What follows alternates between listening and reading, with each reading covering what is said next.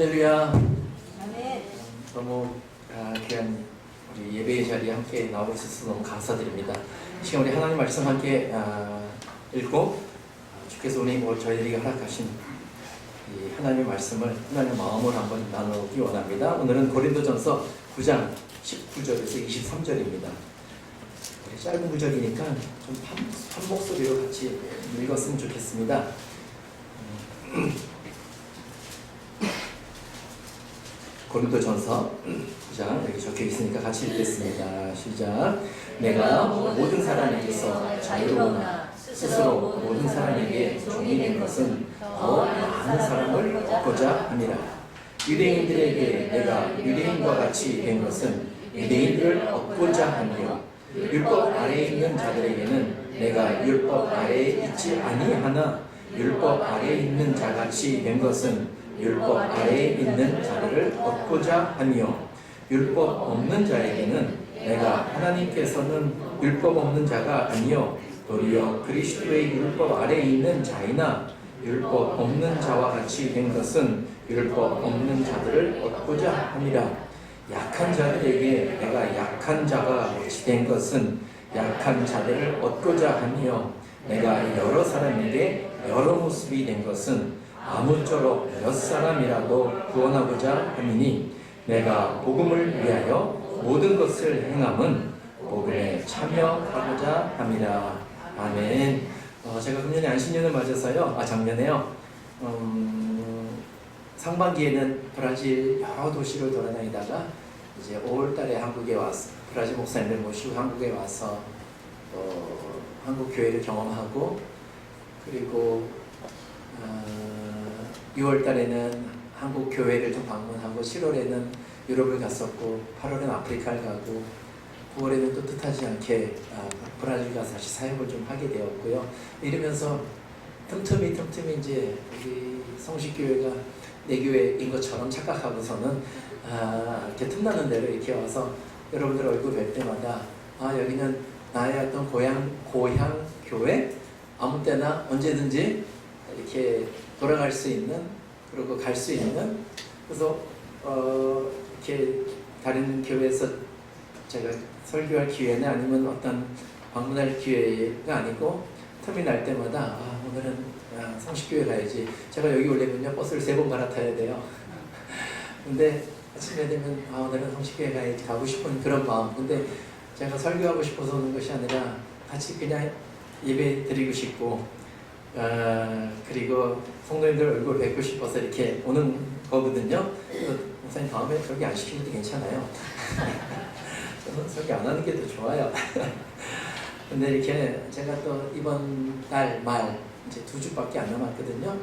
석주구나 주일로 이제 주일로는 2번이면은 이제 다시 브라질로 돌아가서 브라질 가서 이제 사역을 하니까 제가 떠난다니까 목사님이 이렇게 성별 설교를 하고 이제 이렇게 시켜주시는 것 같아서 너무 감사하고요. 그래서 함께 오늘 제가 여러분과 함께 2020년을 시작하면서 어떻게 금년 한 해를 또 하나님께 잘 드릴 수 있을까 그런 마음으로 말씀을 잠깐 나누고 싶습니다. 자, 무엇보다 예배의 자리에 나오신 여러분들 정말 제가 이 교회 어떤 그 존재도 안 되지만 그냥 예배의 자리에 나오신 여러분 한 분을 진짜 축복하고 싶고요. 진짜 여러분 정말 잘하셨다고 말씀드리고 싶어요. 왜 이런지 아세요? 예배란 말을 이제 헬라 말로 프로스쿠네오라는 말이에요. 프로라는 말은 이제 앞으로라는 뜻이거든요. 그리고 쿠네오라는 말은 입을 맞추다. 그래서 앞에 와서 입을 맞추다. 그게 예배예요. 예배는 하나님께 입맞춤하러 나오는 거거든요. 얼마나 잘못 생각하면 정말 뭐라 그럴까요? 살 떨려 그런 같은데 진짜 예배는요 하나님께 입맞추러 나오는 거예요. 그래서 저는 이렇게 말씀드리고 싶어요. 여러분들 입을 맞추기 위해서는요 몸이 움직여줘야 되잖아요. 그러니까 많은 분들이 이렇게 얘기해요. 예배는 마음으로 드려도 되지 뭐. 근데 마음으로 입 맞추는 거는 그냥 상상이고요.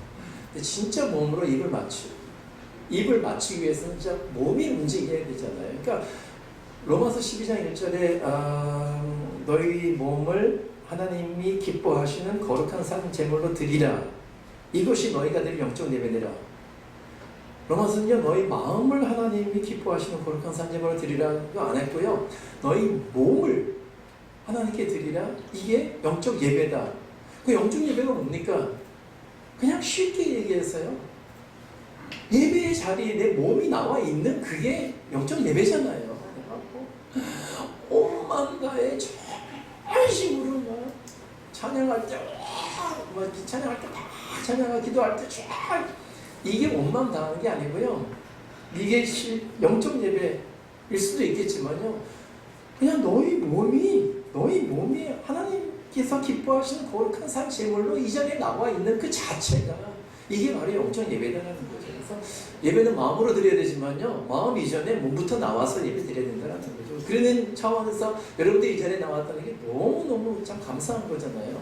그렇게 예배 자리에 나온 여러분들을 보고, 저를 보고, 우리 하나님 뭐라고 말씀하신지 말씀하실 것 같냐면요, 저는 이렇게 말씀하실 것 같아요. 야, 잘 왔다. 와, 고맙다. 예배 자리에 나와서 너무 고맙다라고 아버지가 얘기하실 것 같아요. 아들이 이제 명절을 맞이해서 두 가지 할 수 있잖아요.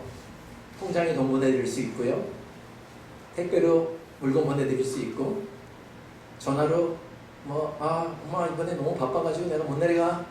나 이번에 미국으로 출장 가서 내가 고향에 못 가요. 전화로 건강해. 안부할 수도 있고.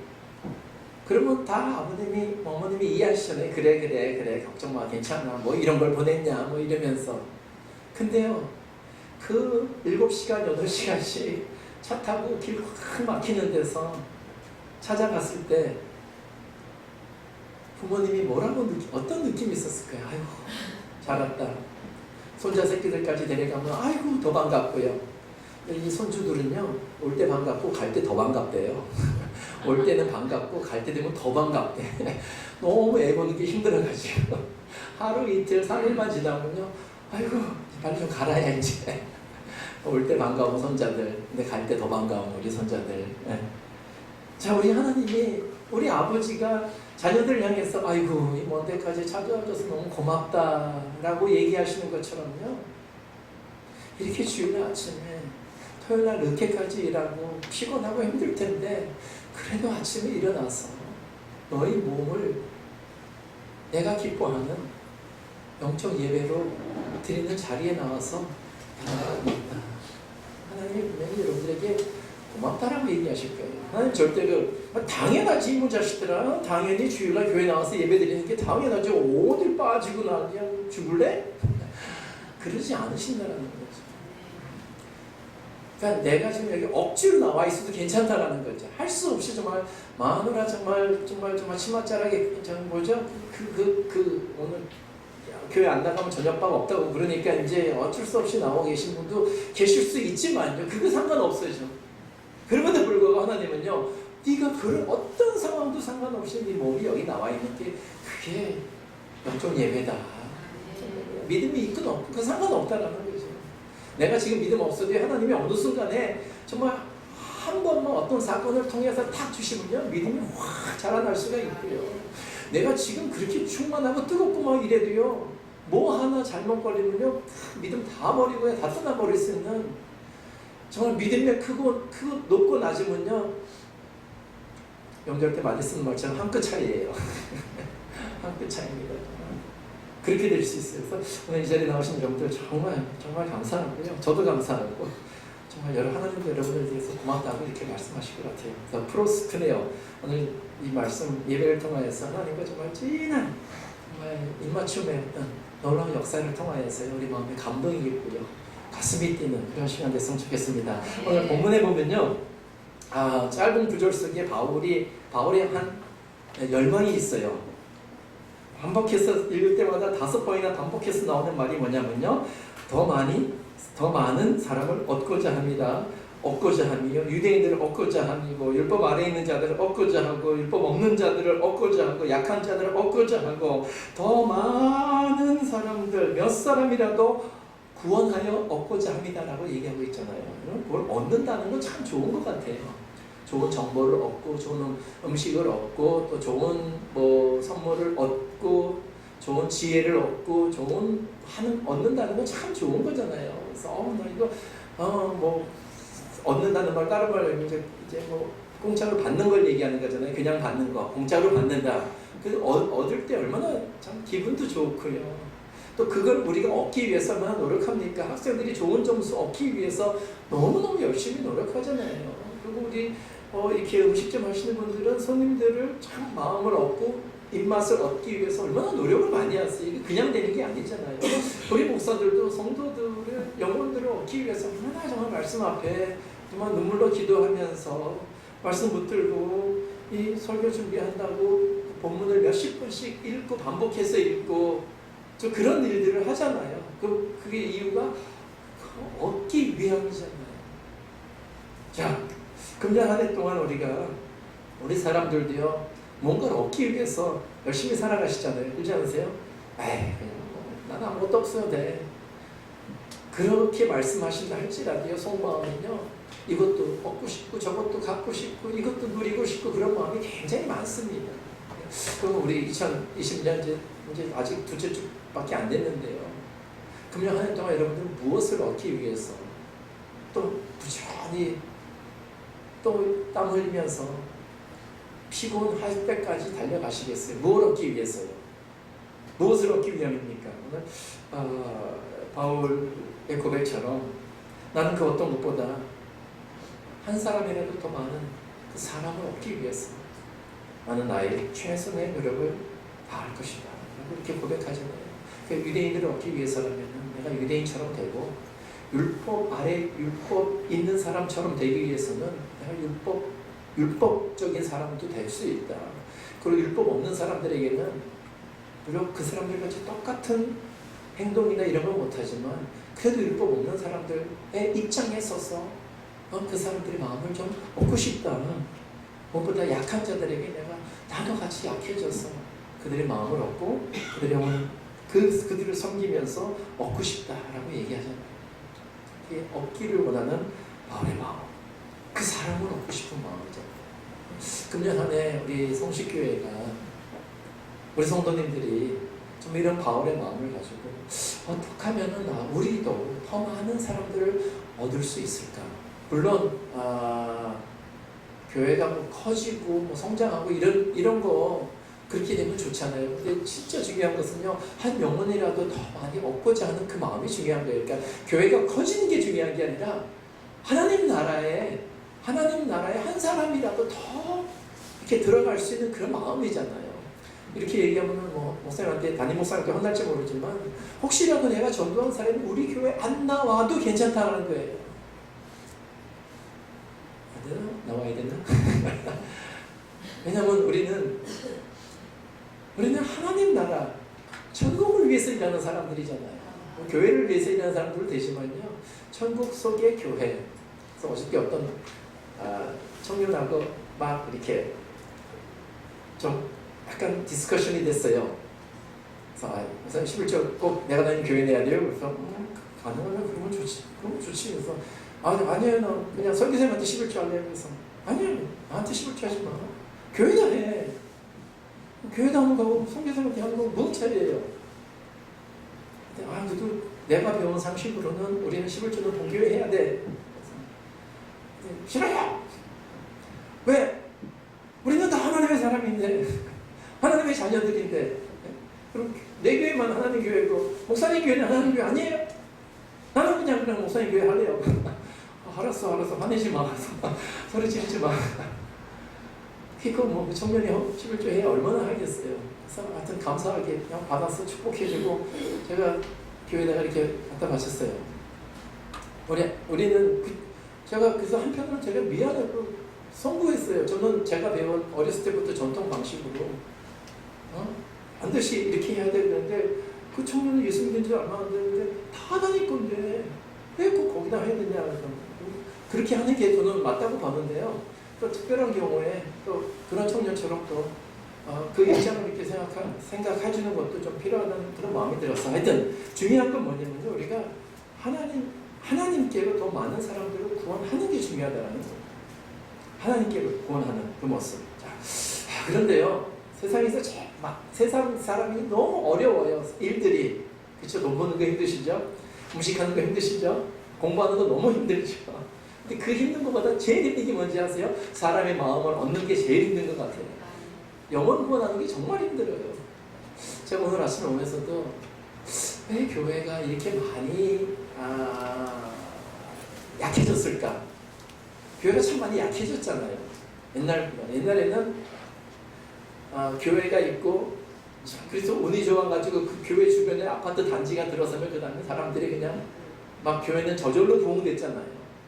근데 요새는 제가 어느 교회 가서 봤을 때 진짜 이 단지에 둘러싸져 있는데도 교회가 너무 교회 30명, 40명 진짜 교회당도 예쁘게 잘 져놨고 주변에 1284세대나 되는 그런 그 사람들이 그냥 교회로 나와주면은 이거는 걸어서 5분도 안 되는 거리인데 얼마나 이 금사라기 자리예요. 그런데 그 교회가 60년 된 교회인데도 아직까지도 40명? 채 안 되는 성가대 4명? 이러면서 교회가 근데 그러면서 하시는 말씀이 우리 교회도 한때는 굉장히 부흥된 큰 교회였다고 그러시는데 왜 교회가 이렇게 힘을 잃어갈까? 그거는 뭐냐면 사람들의 마음을 얻지 못했기 때문이잖아요. 교회가 세상보다 재미없는 건 당연한 거고요. 더 문제가 뭐냐면 교회가 세상에서 이 사람이 하고 있는 어떤 일보다 의미조차도 약해져 버린 거예요. 그나마 교회에서 하는 일이 더 의미가 있어야 되는데 재미도 없어지고 의미도 잃어버리게 되면 그러면 진짜 사람을 얻을 수 있는 방법이 없잖아요. 그래서 어떻게 하면은 좀 더 이 사람들의 마음을 얻을 수 있을까? 네, 제가 어떻게 말씀드릴 수는 없지만요. 성경을 통해서 바울의 모습을 통해서 한 2가지만 좀 나누고 싶은 건 첫 번째가요. 사람들을 진짜 이해하고 그리고 포용하고 용납하고 섬기려는 자세가 있을 때 그 사람을 좀 얻을 수 있지 않겠는가라는 거죠. 자, 유대인처럼 되고 율법 있는 사람처럼 되고 율법 없는 사람처럼 되고 그리고 약한 사람처럼 된다는 거. 그냥 편하게 해석을 하면은 유대인이면은 남에서 모태신자들, 모태신자, 율법 있는 사람이면은 열심히 성경 공부해서 신앙생활 잘하는 사람, 그 사람, 또 율법 없는 사람이면 불신자, 약한 사람이면은 아픈 사람도 힘없는 사람, 이렇게 해석을 할 수 있는데 다른 차원에서 좀 이렇게 생각해 본다면요, 바울은요 이 모든 각각의 다른 상황들, 그런 사람들을 포용할 수 있고 그 사람들을 용납할 수 있고 이해할 수 있는, 그리고 그 사람들을 섬기고자 하는 그 마음, 각각 다른 환경과 형편 속에 있는 사람들을 각각 다른 상황으로 어떤 상황이든지 함께 섬길 수 있는 마음, 내가 풍부에 처하거나 비천에 처할 줄 아는 그러한 자세, 그런 모습, 그게 그런 섬김이 있을 때 사람들의 마음을 얻을 수 있다는 거죠. 그게 섬김. 이 섬김이 얼마나 어려운지 아시죠? 진짜 이 섬긴다는 것은 쉽지 않은 것 같아요. 이제 금년에 총선이 있습니다. 이맘때쯤 되면요, 아마 아직은 시작이 아닌데 좀 시간 지나면 이제 길거리에서 아주 겸손하게 90도로 인사하시면서 아주 정중하게 명함 나눠주시고 이러시는 분들 보실 거예요. 누군지는 모르겠지만요. 그리고 공약을 내걸면서 뭐라고 제일 많이 얘기하죠? 여러분들의 모습이 되겠습니다. 머스마가 된다고 그러는데요. 근데 여러분들이 그런 얘기를 듣고 저분은 너무 진실해요. 저분은 너무 잘 섬기고 있어 라고 생각하세요. 또 시작이구나. 그렇게 생각할 수 있겠죠.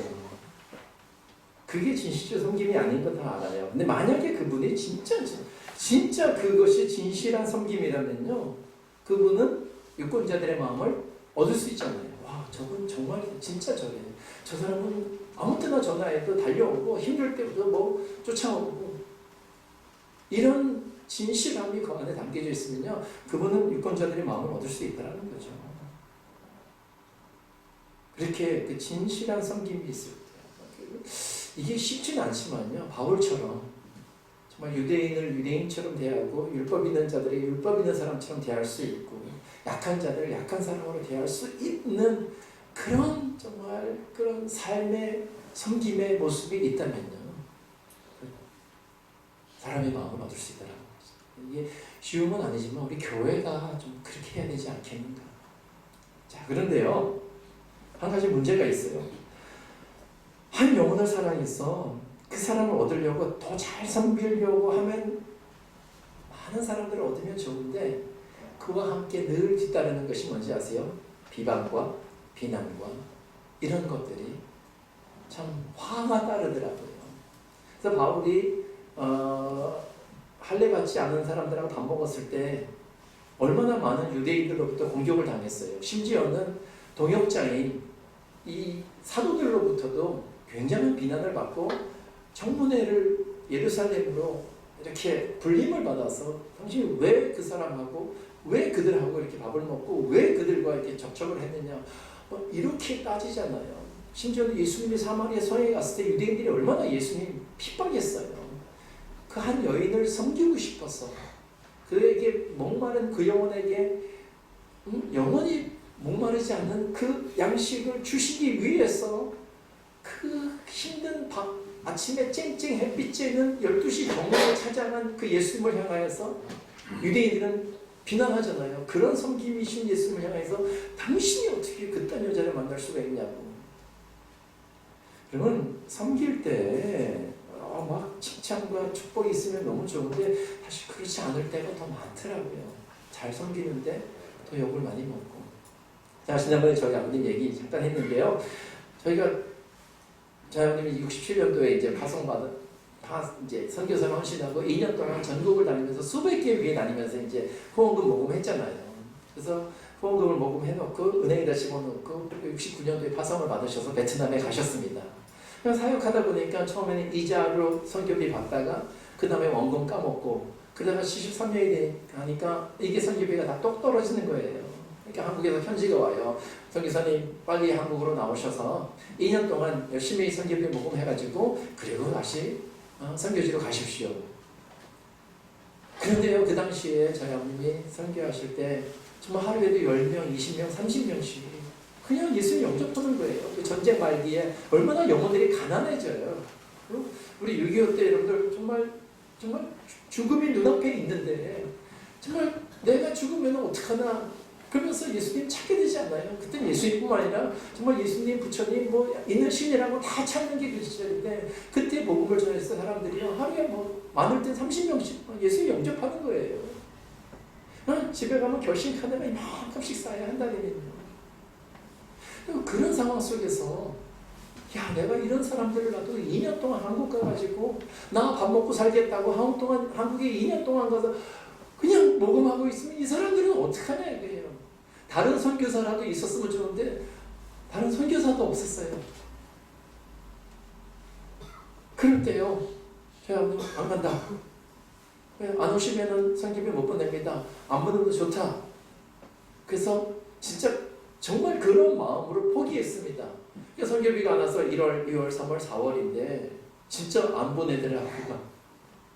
그러던 와중에 4월 달에 조윤기 목사님이 이제 여의도 성전을 짓고 처음으로 해외 선교를 나오셨는데 그게 이제 베트남이었어요. 그때 미국 선교사님이 저희 아버님하고 이제 조 목사님하고 만남을 주선해 주셔가지고 그래서 얘기할 때 대화 나누다가 조 목사님이 저희 아버님한테 하신 말씀이 선교사님은 장로교 목사님이십니다. 근데 만약에 교단만 상관없으시다면 저희 순복음에서 선교사님을 지원하겠습니다. 그때 저희 아버님이 하시는 말씀이 저희 아버님은요 평양에서 신학교 하시고요 감옥에 갇히셨다가 극적으로 탈출하셔서 이제 피난 내려오셔가지고 51년도 전쟁 나중에 대구에서 이제 평양신학교 졸업하신 남한에서 평양신학교 이제 1회 졸업생이에요.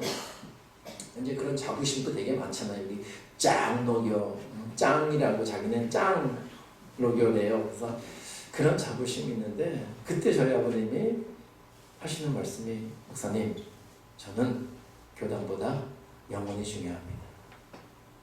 교단보다 영혼이 중요합니다.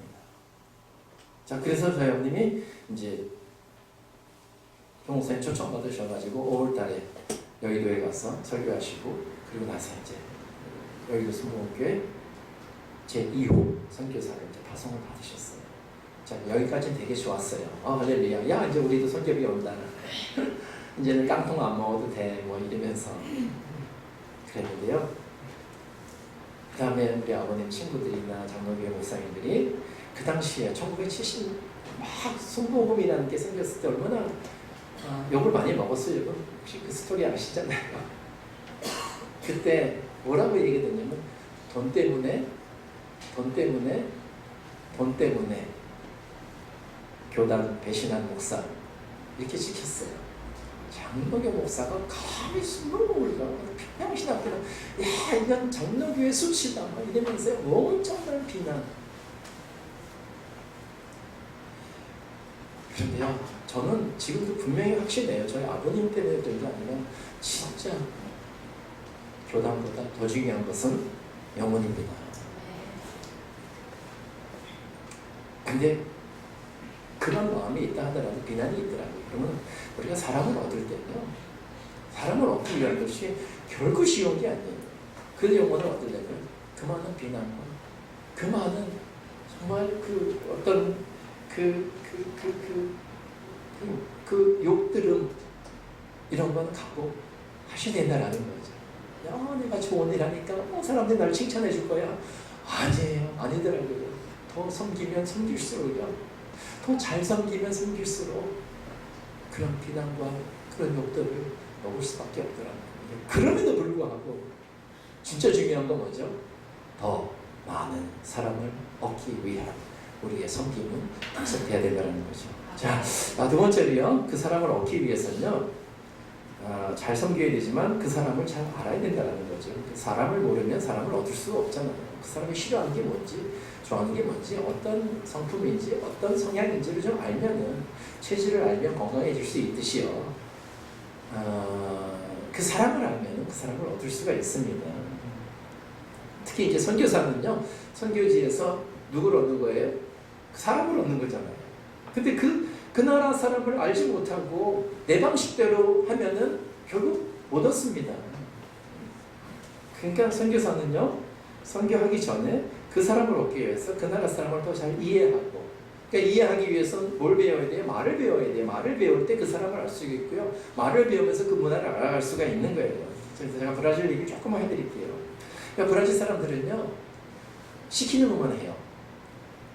뭐 새로운 걸 창작을 못하는지 안 하는지 하여튼 시키는 것만 해요. 왜 그런가? 그러니까 야 이거 좀 해. 그럼 딱 해놓고 가만히 있어요. 이걸 해라고 또 열심히 해요.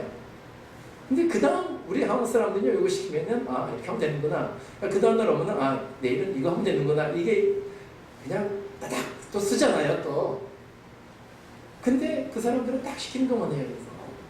그래서 한국 사람들이 그런 사람 보면요 막 화가 나는 거죠. 왜 가만 서 있냐? 또 이것도 하면 될 거 아니야? 이제 그렇게 되는데 브라질 사람은 그냥 시키는 것만 해요. 그래서 왜 그런가 하면요, 옛날 이 사람들은 350년 동안 노예로 살았어요. 노예들은요, 자기가 할 수 있는 권한이 아무것도 없어요. 안 시킨 거 했다가 욕 바가지로 먹으니까 딱 시키는 것만 해요. 그것도 천천히. 일을 이만큼 주면요, 일을 이만큼 주니까 막 빨리 해가지고 이만큼 다 하면은 이거 참 수고했다. 한 3일만 쉬어라. 이러면 되는데 또 일 잘하네? 그럼 그 다음날 더 많이 주니까 이 약삭 빠른 이제 이 사람들이 알 거야. 그럼 내가 천천히 하는 애 보면 3일 동안 그 일을 3일 동안 하고 있어. 그러니까 내가 일을 빨리 하면은 쉬게 해주는 게 아니라 더 많이 일을 주니까 천천히 하겠구나. 그래서 천천히 하는 거예요. 일을 천천히. 날씨도 더우니까 천천히 할 수밖에 없고. 그러다 보니까요, 주인이 시키는 것만 하고 천천히 일하고. 이게 몇백 년 동안 몸에 배워왔고요. 그게 이제 DNA가 됐어요. 그런데 한국에서 현대가 들어오고 삼성이 들어오고 LG가 들어와가지고 한국식으로 빨리 이것도 빨리 하고 저것도 빨리 하고 이러다 보니까요 막 부딪히고 욕하고 싸움하고 고소하고. 그래서 현대자동차가 지금 피라스코바에 있는데 그 회사 시작하기도 전에 공사할 때 이미 200건이 넘는 고소 사건이 이제 노동 그 고소가 일어난 거예요. 그러니까 법인장은 아무것도 못하고 매일 법원에 출동하는 게 그게 법인장 할 일이에요. 그러니까 너무 이 사람이 힘들어가지고 자기가 대리인으로 해서 누굴 세웠냐면 제가 아는 이 조집사님이라고 세웠는데 이분 전문이 뭐냐면 법원에만 가는 사람이에요. 그 문제가 뭐냐면요. 그러니까 브라질 사람들을 모르고 한국식으로 일시키는 거예요. 공사 감독이 와서 건물을 짓는데 에이 브라질 이 새끼들 정말 다 그냥 두들겨 패가지고 야 너 한국 같은 건 죽었다 이 새끼들 이러면서 그냥 싸움 욕을 해야 되는 거여서 감독님 그렇게 일시키시면 안 돼요. 브라질 사람은 달래가면서 시키시면 됩니다. 그렇게 천천히 일하는 사람들 보고 우리는 천천히라고 얘기하는데 반대로 빨리 하시는 분들이 보면 저 게으른 놈의 새끼들 라고 얘기하더라고요. 그래서 아니에요. 감독님 게으른 게 아니라 저 사람들은 느린 겁니다. 느린 사람들을 게으른 사람들로 표현하면 안 되는 거예요. 그러니까 그런 차이, 그 사람들을 모르면요. 그 사람들이 마음을 못 얻는 거예요. 그러니까 일하다가 싸우고 나가고요. 일하다 싸우고 나가고. 자, 그 사람을 더 잘 알기 위해서는요. 그 사람들의 문화를 이렇게 알아야 되잖아요. 또 하나 그 사람들의 언어를 알 수 있으면 좋아요. 브라질 말, 나중에 브라질 오실 때 이 두 마디는 꼭 외워 갖고 오세요. 하나가 이제 고맙습니다 라는 말이 오브리가도. 여자분들은 가도 끝이 없는 게 고맙다는 말이잖아요. 오브리가다. 근데 오브리가다의 뜻은 뭐냐면요. 원래는 고맙다는 거래요. 지금도 고맙다. 땡큐라는 말로 써요. 근데 이 오브리가도의 원래 의미가 뭔지 아세요? 영어 하시는 분들은 감이 잡히시죠? obligate. 그게 의무, 책임이라는 뜻이에요. 그러면 오브리가도라는 말이 왜 전혀 상관없잖아요. 땡큐. 너무 좋아. 너무 고마워. 너무 감사해. 이 편이 아니라 그래? 너는 너의 마땅한 책임이야. 너의 마땅한 의무야. That's your obligation. 너의 그 의무야. 라는 그 말의 뜻이에요. 너무 황당하지 않아요? 그 무슨 말이냐면요. 노예 시절에 주인은요. 절대 노예한테 땡큐란 말을 쓸 수가 없어요. 야 주인이 너 물 한 컵 갖고 와라. 네 여기 있습니다. 그래 잘했어. 이게 끝이잖아요. 뭘 노예한테 고맙다. 아이고 항송해라. 이거 아니잖아요. 그러니까 뭐라도 얘기했는데 야 그건 네가 당연히 할 일이야. 그러면 프랑스에서 뭐라고 생각하는지 아세요? Your welcome이 아니라 as was ordained. 그 뭐냐면 당신의 명령이었습니다. 그렇게 대답을 해요. 난 명령한 게 아닌데. 제가 설교해야 되니까 권사님 물 한 컵만 갖다 주세요. 그러면 갖다 주면 제가 고맙습니다. 오브리가도 그러면 그분이 as was ordained. 당신의 명령입니다. 그게 문화잖아요. 이 사람들이 쓰는 언어 표현. 그러니까 그런 사람들을 알면은 이 사람들이 어떤 마음인가를 우리가 느낄 수 있잖아요. 한마디 더 하고 지나갈게요. 미안할 때 I'm sorry잖아요. sorry. 그러면 잘못 쳤을 때 어떻게 했을 때 sorry 얘기하는데 그 sorry란 말이 미안합니다란 말이 포르투게스로 desculpa예요. desculpa. 그러면 잘못했을 때 desculpa. desculpa라고 얘기하면 돼요. 근데 원래 이 desculpa의 뜻이 뭔지 아세요? 의미로는 잘못했습니다. 미안합니다 뜻인데 진짜 그 내용 어원으로는요. 내 책임 없습니다. 내 책임 아닙니다 라는 그런 뜻이에요. 자, 꾸빠라는 말이 책임입니다. 데스라는 말은 부정관사이기 때문에요. 이 반대급이에요. 그래서 보통 여러분들이 한국에서 많이 얘기할 때 나 이제 데스 했어 라고 그러잖아요. 그러면 그게 이제 부정적인 의미로 쌩 깐다는 말이죠. 쉬운 말로 해서 쌩 깐다는 말이 데스라는 뜻이에요. 그럼 데스쿠빠라는 말은 뭐냐면은 쿠빠가 책임인데 데스쿠빠니까 책임 없어. 책임을 쌩 까는 게 그게 데스쿠빠예요. 그러니까 사람들이 잘못을 해놓고 내 책임 아니야. 도대체 이 말이 도대체 왜 사람들이 다 족바이냐라는 거예요. 그러니까 심지어는 이렇게 옷을 입고 가면서 뭐 옷가게에서 일하니까 옷을 여기다 하나 집어넣고 이렇게 나가요. 그러다가 한국 사람들의 그 눈썰미, 우리 여인들의 그 눈썰미가 또 6감, 7감, 8감 너무 대단하지 않으세요? 저 인간이 아침에 들어올 때 가슴이 없었는데 왜 나갈 때 가슴이 이렇게 퉁퉁하지? 그래가지고 야야 일로 와. 화장실 가서 이제 그 주인 마님이 여자의 옷을 이게 벗겨보면요, 아, 이 브라지 안에다가 이 원초 이렇게 넣고 가는 거예요. 그럴 때 미안합니다 라고 그러면 되는데요. 잘못했어요. 이게 아니라 누가 여기다가 옷을 넣었지? 그러면서 막 지가 빼고, 미친놈들 왜 여기다가 옷을 집어넣었어? 그럼 확 던져버리고 가요. 야, 이 도둑이다 그러면 내가 안 훔쳤어! 가져가야 도둑인데 아직 나가기 전이잖아요. 내가 훔쳤냐? 내가 왜 도둑이냐? 그래서 고발하는 거예요. 나보고 자기 도둑이라 그랬다고. 그런 문화, 그런 표현이잖아요. 그래서 왜 저 사람들은 잘못해놓고서도 왜 미안함이 없을까? 그게요, 노예를 살 때, 노예가 어떤 잘못을 저질렀을 때 주인한테 누가 이렇게 이걸 깨뜨렸어? 그랬을 때 주인님 제가 실수를 깨뜨렸습니다. 그랬을 때 주인이 야, 참 착하고 이 정직한 종아, 참 정직해서 참 좋다 이랬으면 괜찮은데 야, 이놈 데려가서 죽을 때까지 패라. 그러니까 잘못을 인정하면 무조건 죽는구나 라고 노예가 아니까요, 무조건 아니라 그래요. 내가 집어던지고 깨뜨렸어도 시침이 딱 되고 아니요 그냥 떨어졌어요. 뻔한 거짓말인데도 그냥 하는 거예요. 그게 그 사람들의 문화잖아요. 지금도 그래요. 지금도. 그러니까 이건 경험해 보신 분들은 정말 알아요. 자, 이런 사람들을 이해하고 이 사람들이 이런 사람이구나라는 것을 알면은 뭐라 할까, 이 사람들을 좀 더 용납할 수가 있고요. 이분들이 몇백 년 동안 갖고 온 삶의 모습이 이런 거니까. 그래서 브라질에선 사람들을 얻기 위해서 이 기적 같은 말 한마디를 배워가시면 돼요. 그게 뭐냐면 por favor, 그게 please란 말이에요. 아무리 힘들고 어려운 말도요, 어려운 일도 por favor 단어 하나에 이 사람들은 다 해줘요. 근데 야, 내가 누구야? 나는 그렇게 빨리 해 이러면은요 절대 안 해줘요. 시간이 좀 갔지만 옛날에 제가 청년사마에서 근무할 때 한국에서 누가 왔냐면은 전경환, 혹시 아세요? 전두환 동생? 그분이 오셨어요. 근데 그분 타이틀이 뭐냐면 새마을운동 본부장이었어요. 그러면서 그냥 한국에서 요청하는 게 뭐냐면 비빈실 사용해야 되고 저기 상파울로 주지사 만나야 되고 뭐 이렇게 쫙 오는데, 그래서 이제 쫓아가서 외무부 의정과 가서 야, 이런 분이 오신다고 했더니 얘 누구니? 새마을운동 본부장이야. 그게 뭐 하는 데인데? 그래서 야, 이 사람 대통령 동생이야.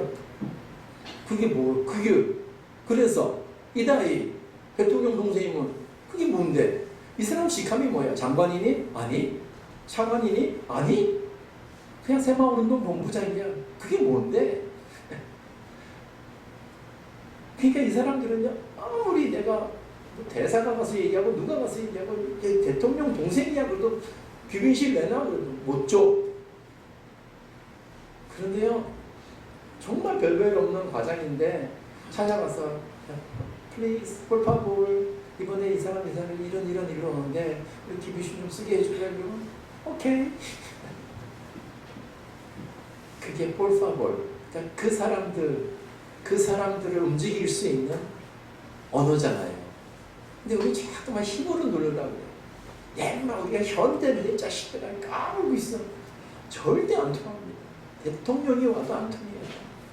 대통령 와도 저기 티켓 뛸 거 다 띄고요. 한국 같으면 난리가 났겠죠. 근데 저한테 그런 게 없어요. 근데 아무리 힘든 일인데 좀 도와줘, 플리즈라고 하면 되는 거예요. 그게 뭐죠? 그 말을 이해하고 문화를 이해하고 사람을 이해하면요, 그 사람 마음을 얻을 수 있다는 거죠. 자, 그런데요, 여러분, 사람들을 이해하는 것만큼 어려운 게 없습니다. 가장 가깝다고 생각하는 우리 부부들, 그거 이해하는 거 쉽지 않잖아요. 내 뱃속에서 나온 놈. 네? 그래서 어저께 청년이 간증하는데 엄마가 그러더래. 야, 이 새끼야, 너 어떻게 정말 어떻게 성격이 이렇게 누굴 닮아서 이렇게 성격이 이렇게 실하게 갔냐 그랬대요. 그때 그 아들이 그랬대요. 엄마 뱃속에서 나왔으니까 엄마 닮아서 그래. 자기는 엄마를 보면서 하나님이 살아계시다는 걸 느낀대요. 왜? 그 지랄 같았던 엄마가 지금 이렇게 조금씩 변화되는 거 보고, 야, 하나님 살아계시구나. 여러분, 진짜 사람 이해하는 거 쉽지 않습니다. 우리 부부간에도 이해하기 쉽지 않죠. 우리 교인들 안에서도 이해하기 쉽지 않죠. 나와 그렇게 가까운 사람도, 정말 살을 맞대고 몸을 썩는 사람도 이해하기 힘든데, 하물며 다른 나라, 다른 민족, 다른 사람들을 이해한다는 게 얼마나 힘들겠어요. 과연 일본 사람들이 우리 한국 사람을 이해할 수 있을까요? 이건 죽었다 깨어나도 못해요. 아무리 뭐 위안부 들고 뭐 사죄하라 이래야 돼요. 겉방귀도 안 낍니다. 절대 이 사람들, 우리 대한민국 사람이 갖고 있는 그 한 맺힘에 대해서 이해 못해요. 지배만 하던 사람들은요, 지배당한다는 사람들이 아픔을 이해 못해요. 그래서 하나님이 아마 원자폭탄 통해서 실패와 패배와 고통이 뭔지 조금 요만큼 좀 알게 하신 것 같아요. 아니, 결국 뭐냐면요, 사람을 이해하고 얻을 수 있는 비결은 내 힘으로 안 된다는 거예요. 하나님이 그 마음을 주셔야만, 주님의 마음이 있어야만 가능한 것 같아요. 선교도 그렇고요, 전도도 그렇고, 여러분의 우리 주변 사람들 얻는 것도 그렇고요, 하나님이 우리가 주신 마음. 그러니까 바울이 이렇게 할 수 있었던 이유는요, 바로 그 안에 뭐가 있었어요? 예수 그리스도의 마음이 있었던 거잖아요. 그러니까 빌립보 교인들 향해서 이렇게 얘기하잖아요. 너의 마음에 이 마음을 품으라. 곧 그리스도 예수의 마음이니. 그 마음이 바울에게 있었다라는 거예요. 그러니까 너희도 그 마음이 있어라. 그 마음만 있으면 빌립보 교회 주변의 성도들 얻을 수 있다. 그 마음만 있으면. 이 마음이 없으니까 문제가라는 거죠. 그 마음이 있을 때 용납할 수 있고 포용할 수 있고, 그 마음이 있을 때 정말 그들의 마음을 얻을 수 있다는 거죠. 그래서 저는 오늘 여러분들에게 감히 좀 도전 드리고 싶어요. 주님, 사람을 얻을 수 있는 주님의 마음을 좀 주십시오. 우리 브라질 찬양 가운데 쳐주세요. 우리 주님 마음 내게 주소서라는 찬양이 있습니다. 보소서 주님, 나의 마음을. 선한 것 하나 없습니다. 그러나 그런 내 마음을 주님께 드리니까 주님 사랑으로 안으시고 날 새롭게 하시고, 주님 마음 내게 주시면은 내가 사람을 사랑할 수 있고, 사람을 용납할 수 있고, 사람을 섬길 수 있겠습니다라는 그런 고백이. 그래서 간구하는 게 주님 마음 내게 달라고. 그 마음 내게 달라고. 더 많은 사랑을 얻을 수 있도록. 내가 뭐 거룩해져서 폼 잡고 이래서 하고 싶은 게 아니라 주님 마음 때문에 더 많은 사람들을 얻고 싶어서, 더 많은 사람을 얻고자 합니다. 오늘 이런 주님 마음 우리 한번 찬양 부르시면서요, 주님 마음 간구하기 원합니다. 보소서 주님, 나의 마음을. 선한 것 하나 없습니다. 선한 것 하나 없습니다. 그러나 내 모든 것 주께 드립니다. 사랑으로 안으시고 날 새롭게 하소서. 다시 한번